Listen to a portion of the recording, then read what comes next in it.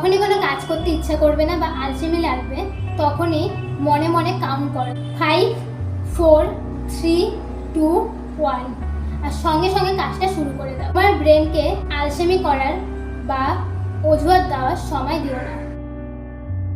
সকালবেলা ঘুম থেকে উঠেই নিজের বিছানাটা গুছিয়ে ফেলো। এটা তোমার দিনের ফার্স্ট অ্যাচিভমেন্ট। এই ছোট কাজটা তোমার সাবকনসিয়াস মাইন্ডকে জানিয়ে দেয় তুমি দিনের কাজ করার জন্য রেডি।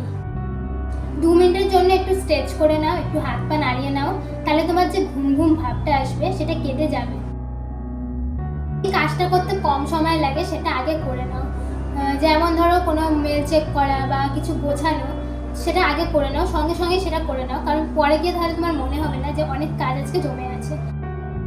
তুমি যেই জায়গাটায় কাজ করতে বসবে সেই জায়গাটা গোছানো রাখো।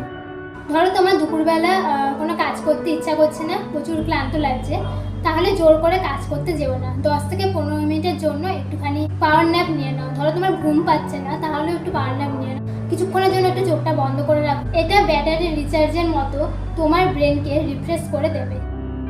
মনে করো তুমি কেন কাজটা করছো, তোমার লক্ষ্য কী।